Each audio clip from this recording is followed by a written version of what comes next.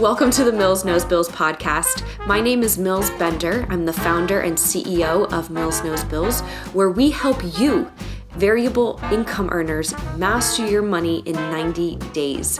The point of this podcast is to help you make the most of your fluctuating income so you can stop living paycheck to paycheck, pay off your debt twice as fast, and get on track toward reaching both your personal and professional financial goals. Now, as I continue to grow my team here at MKB, you may have some guest hosts from time to time.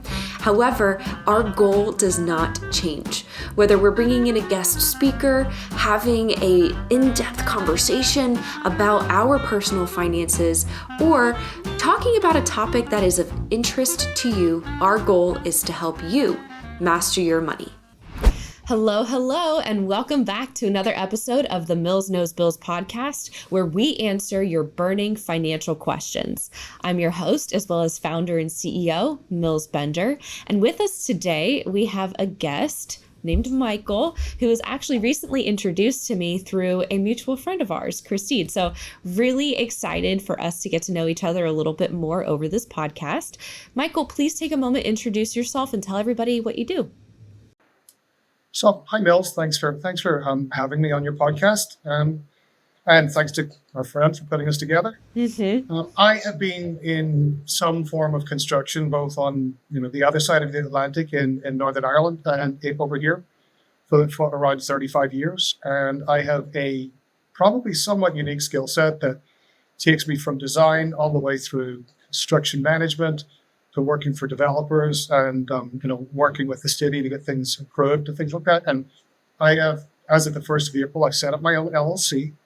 The LLC name is the Arden Group. I would be happy to give you the information so you can put it in the show notes afterwards. So I'm still in the process of branding, business cards, logos, and things like that. And as soon as I have that, I'll provide that to you. And what I want to do is essentially I want to solve problems for people in construction. What I find is that when I came to this country, when you've been in this area for like 20 years now, I've gone through a whole bunch of different things, and people have presented me with a whole lot of problems. And some of the problems they haven't presented me with, they've just kind of landed in my lap. And I've learned that if you take a deep breath and just kind of think about things, there's always a way to sort things out. And I'm very good at sorting problems out. I'm very good at making sure that if there's a problem with a team, if there's a problem with a project, if there's a particular issue with design or logistics or things like that, I have a really good way of looking at it, and generally can come up with a way to help people.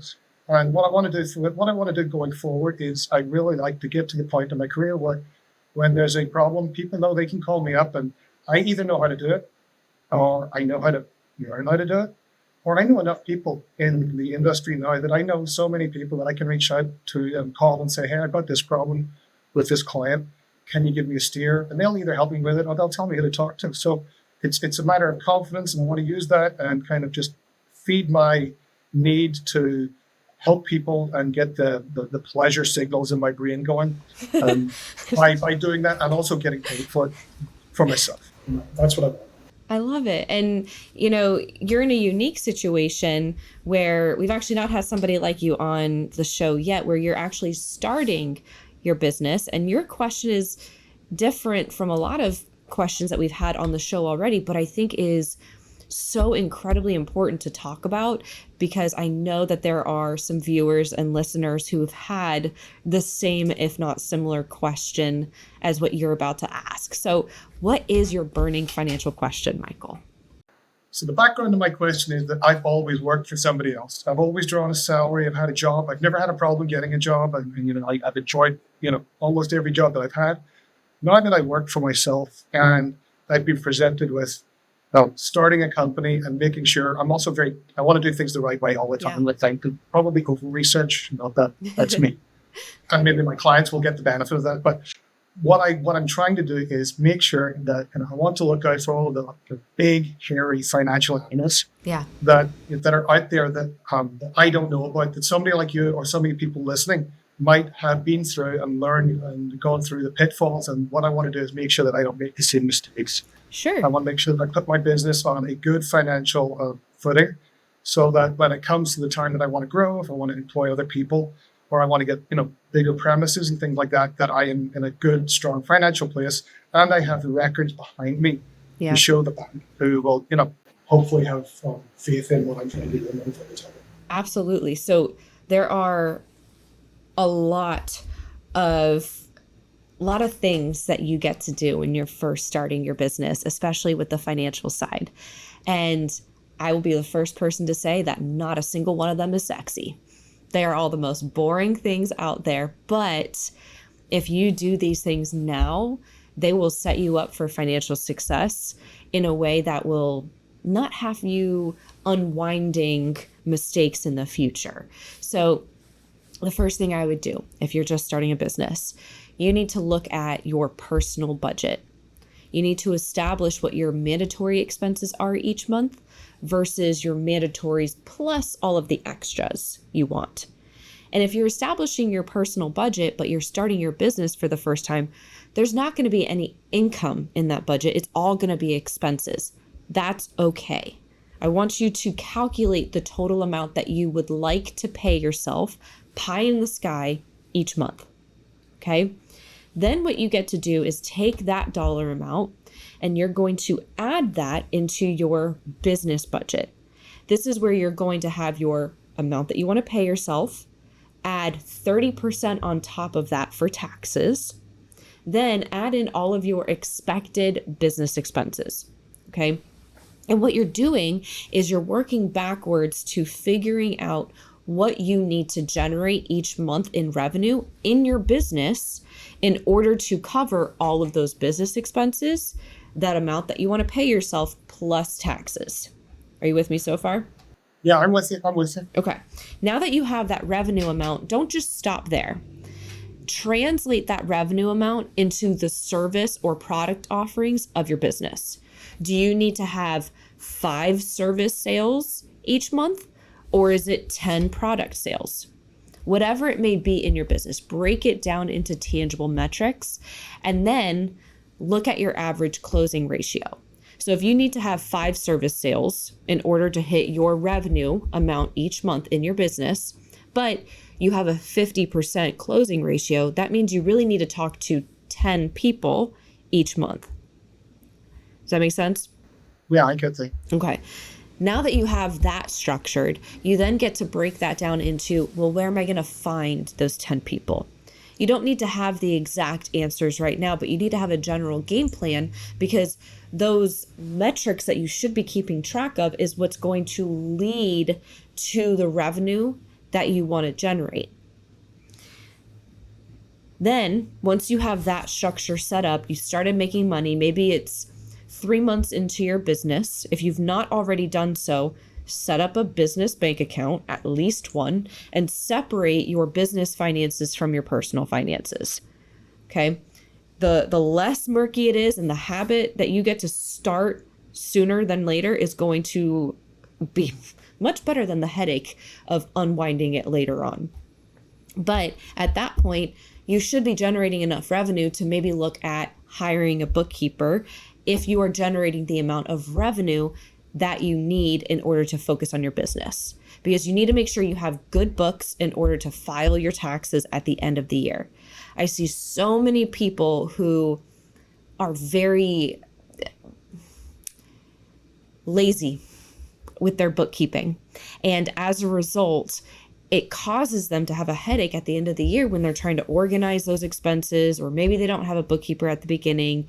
It takes more time and money to fix it than if they were to just hire somebody at the beginning, or if they themselves enjoy doing it, keeping track of those expenses accurately from the beginning. So personal budget, business budget, sales goal based off of that business budget, and then a couple items that are not necessarily directly related, but definitely impact, is the business bank account and that bookkeeping. Does that help answer some of your financial animals? No, absolutely. Because my tendency is, like you mentioned, some of the stuff isn't the sexy, enjoyable stuff. And And I absolutely, probably like, many other people, have a tendency and would feel that I have to force myself to do things. And I, I, I fight that internally. And that's honestly, that's probably 75-80% of the reason why I reached out to you anyway, because I want to make sure that I have a good system. I live by systems. That's in what I do. What makes me successful is that I have a system for almost anything. And it's kept me right for 35 years.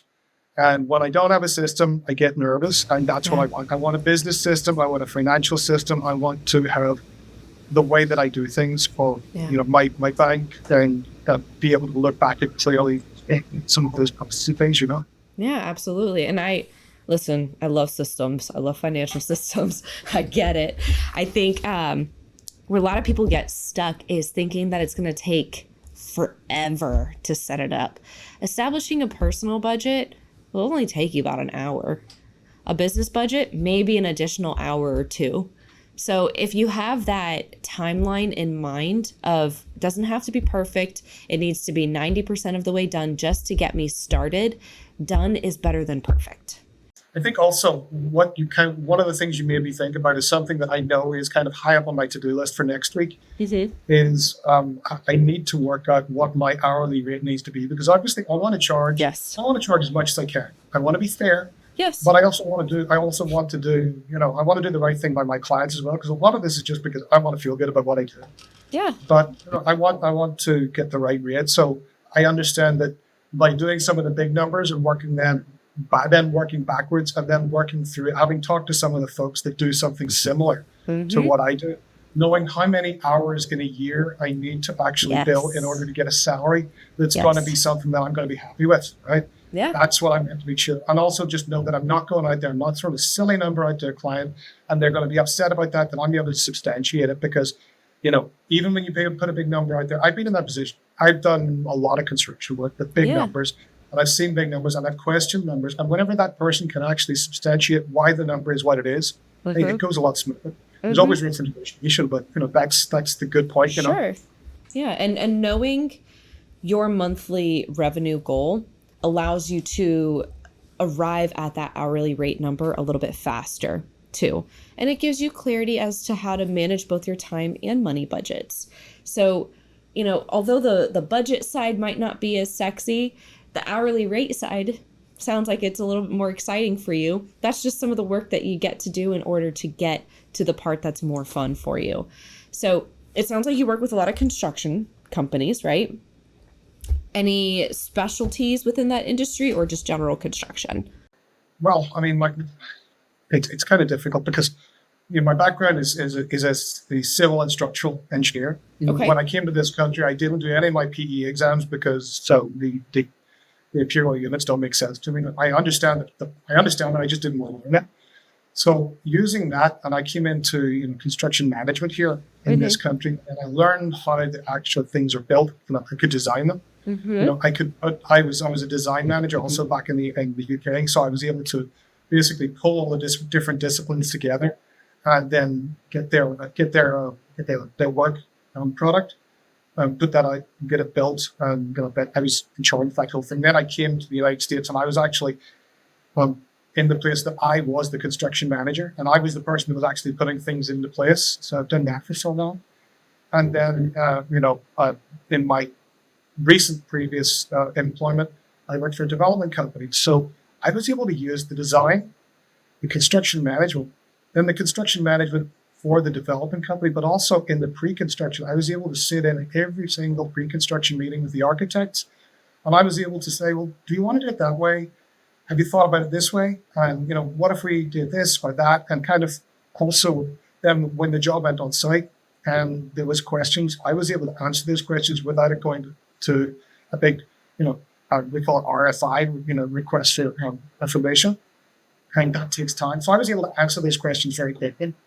And so, I think that now that I have that behind me, I'm able to, I'd be able to work with an architect on pre-construction design. Okay. I'd be able to work with a construction manager whenever they're working on logistics or approach, or, if they were bidding a project and they wanted to come up with, different ways of doing the same thing.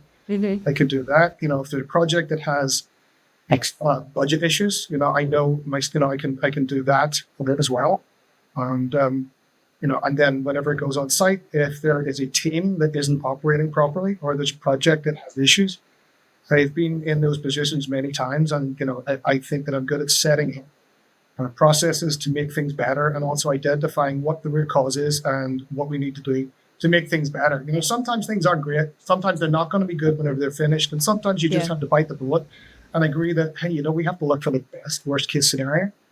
So sometimes that's what people need to hear, because if that's really what I think, it's what I need to tell them. And I believe that, I don't, I think I talk pretty straight when I'm in work. And that's what I like to give people, pay me money. I'd like to give them that part of me, That's awesome. So it sounds like if anybody watching or listening to this podcast works in the construction industry and is looking for some guidance in any of those areas of expertise, whether it's communicating with the architect or fixing any budgetary issues or anything else that you mentioned, they should take a look at the show notes, see how to best contact you, reach out to you, and learn more about the services that you provide. Is that right? I want people to call me and say, I've got a problem. We're not really sure how to deal with it. Okay. Will you take a look at it for me? And, I will look at it. And if I don't think that there's anything that can be done, I'll tell them that. But I don't believe I've really hit that yet. There's always something you can do. Mm-hmm. There really is. I know people, and if I can't do it, if I can't learn, I know people that can put me in the right way or put us in touch with the people that sit behind. I love that. That's awesome. Well, thank you so much for coming on today and for asking your burning financial question. I hope I was able to provide you with some value. I look forward to seeing how you and your new business grow, and I'm excited to learn more about what you have next. Thank you so much. Thanks very much, Mills. I enjoy your podcasts, and it's been nice to talk to you. Thank you. If you stuck around long enough to get to this part of the podcast, I just want to say thank you. We really appreciate the fact that you take the time to listen to the content in its entirety, because we do pour our hearts and soul into every single piece of content we let out. So thank you for being here. I want to let you know that if you're in a space where you're trying to level up your finances, you can always snag some free resources on our YouTube channel, Instagram. You're always welcome to email us at info@millsknowsbills.com. And if you're interested in taking part of any of our coaching programs or courses, be sure to mention our podcast to get a special discount, okay? We want to make sure that you are making the most of your financial investment. Again, I am your host, Mills Bender, founder and CEO of Mills Knows Bills. Thank you so much for listening. And just because I gotta, here's a quick little disclaimer. I want to remind you that this podcast is strictly discussion, okay? It's general, it's educational in nature. We don't provide any specific tax, investment, legal, or financial advice on this podcast with respect to any particular individual, okay? So if you're in a situation where you need specific help, please consult your own advisor regarding your unique situation, because it's not a one-size-fits-all.